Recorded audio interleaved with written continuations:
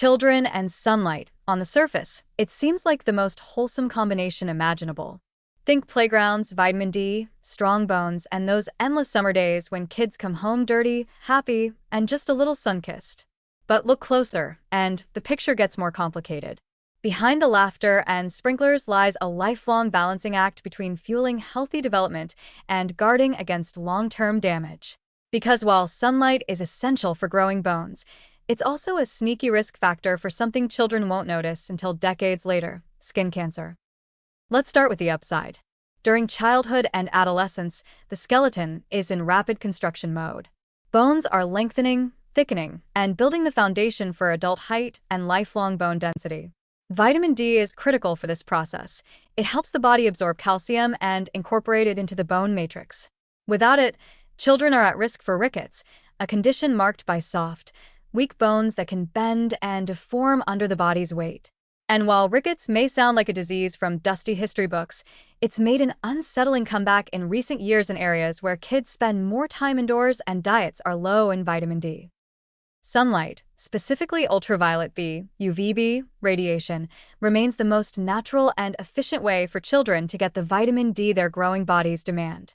Unlike dietary sources, which are limited and inconsistent, even a short burst of sun exposure can produce significant amounts of vitamin D in a child's skin. In fact, children's skin is generally more efficient than adults at producing vitamin D, like a well-tuned solar panel still in mint condition. But here's the catch: that same young skin is also more vulnerable.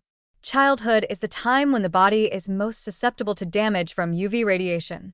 In fact, a significant proportion of lifetime sun exposure, and the mutations that may later lead to skin cancer, accumulates during the first 2 decades of life.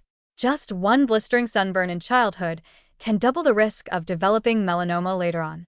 It's not just a sunburn, it's a timestamp on the skin's genetic history, one that may not be forgiven decades later. This creates a true paradox. Children need sunlight for proper skeletal development, but too much sunlight, especially unprotected, sets the stage for premature skin aging and cancer. And with skin cancer rates still on the rise globally, this isn't an abstract risk. It's a slow-burning epidemic with roots in childhood habits. So, what's the middle path between bubble wrapping kids and letting them tan like it's the 1970s? It begins with moderation and strategic exposure. Experts generally agree that brief periods of unprotected sun exposure, just a few times per week, are enough for most children to generate sufficient vitamin D. We're talking 10 to 15 minutes of midday sun on uncovered arms and legs, depending on skin tone and geographical location. After that, it's time for sunscreen, shade, and UV protective clothing. No need to risk long afternoons under blazing sun just to get some vitamin D. The body makes plenty in a short burst, and extra time doesn't mean extra benefit.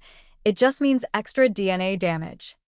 Another smart move: leveraging diet and supplements to take the pressure off sunlight. While very few foods are naturally high in vitamin D, fortified milk, yogurt, cereals, and even orange juice can contribute to daily intake. For children with darker skin, or those who live in high-latitude regions where UVB is weak or absent during parts of the year, supplementation is often necessary. Pediatricians frequently recommend vitamin D drops for infants and young children, especially those who are breastfed, since breast milk alone isn't a reliable source. There's also a huge role for education and modeling.